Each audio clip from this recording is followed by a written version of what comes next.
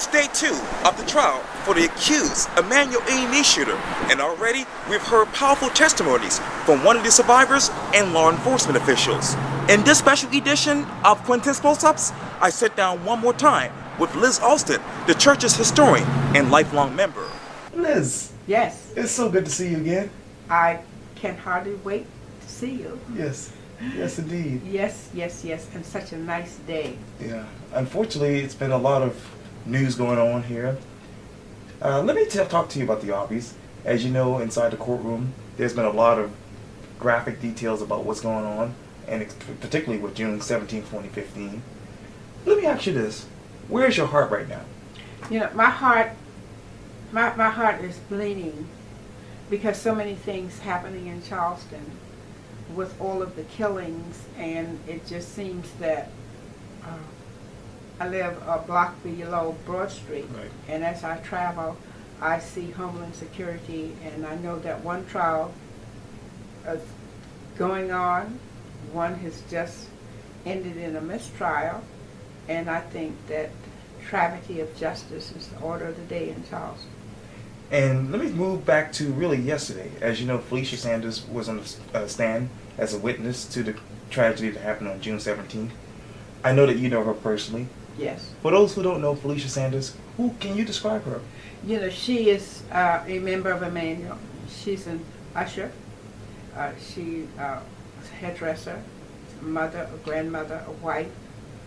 And I felt that by listening to transcripts, reading the paper about the horrid experience that she has experienced, and I think it's the grace of God that she's able to sit on the stand to look the perpetrator in the eyes and be as forceful and as firm as she could have been in relaying the horror. I could not imagine having gone through what she did and have to relive the tragedy for the world to see. I think resilience, courage, faith, hope, and resilience is some of the adjectives that I would describe Mrs. Felicia Sanders.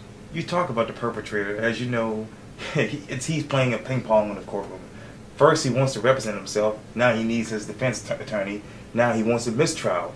What is going on with this guy? I think I saw in the paper that he is just like a deer in the woods with headlights on. I feel that first, so much emphasis is placed on the defendant. Right. It looks like none of his rights are being trampled on.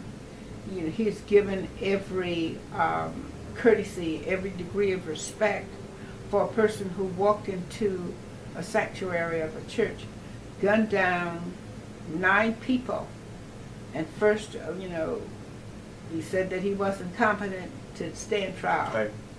Then the next day in the paper said that he wants to be his own witnesses.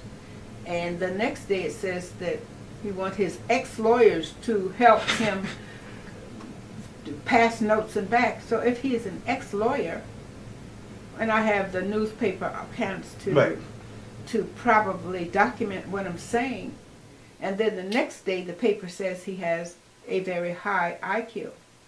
And here is someone who has done so much and looked like the world, not the world, but Charleston, the court system, or our justice system, which I feel is probably as unjust as any system could be. And here he is, for such an unusual case, he is able to conduct his own defense and at the same time question the person that he attempted to kill.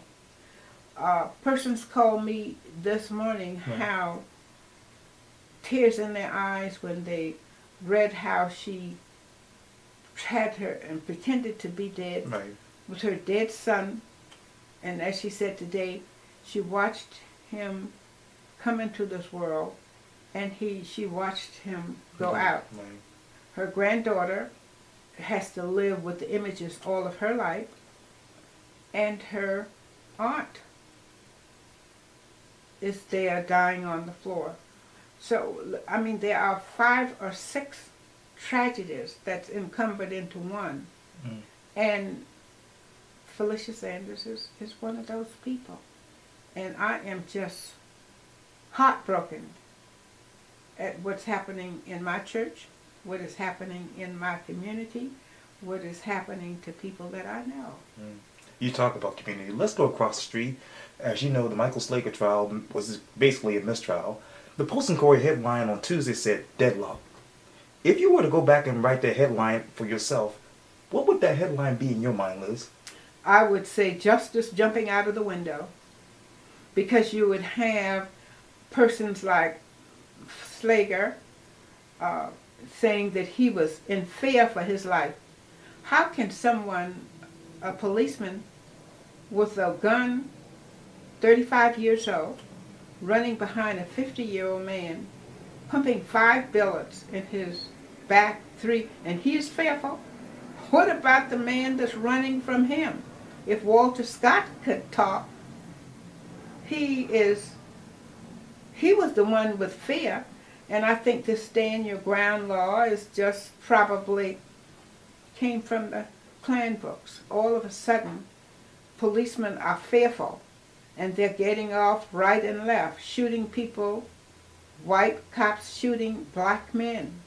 And people are talking about the fact that deadlock because one juror said he could not convict. Well, they figured that it's not intent, it's not malicious if it's done in the heat of passion. It's just semantics, playing with words, trying to find ways of letting perpetuators walk. And I'm afraid that with all of the emphasis placed upon rights of the defendants, then I was reading the rise and fall of the Roman Empire. Right. And you're finding out that the world, in my opinion, is coming to an end with all these unjust victories, all of these biased jurors. Racism is rampant. You talk about words. After the mistrial was declared, Judy Scott basically said that it's not over until God says it's over.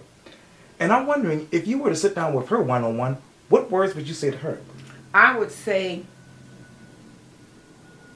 I'm going back, don't let hate win. Okay. Even though injustice is there, I would say to Mrs. Scott, it's not over till the fat lady sings. Mm. It's not over until God says. And sometimes when so many acts of injustice are perpetuated against the minority, sometimes things step in. I just hope and pray that America, Charleston, jurors, persons would be fair to the persons. When somebody kills somebody, and I would be remiss if I did not say, if it were not for the videotape, then Slager's unjust account would be there. He said that, I can't remember, but he remembers those things that are in his favor, and I think on the national news this was stated. I'm ashamed of the justice system. Justice is blind in this particular instance. But I would say to Mrs. Scott, keep the faith. Okay. Don't let hate win. They say that the Lord doesn't come when he wants you, but he's always on time. Liz Alston, thank you so much for your time. I really appreciate this. It's been my pleasure. Thank you.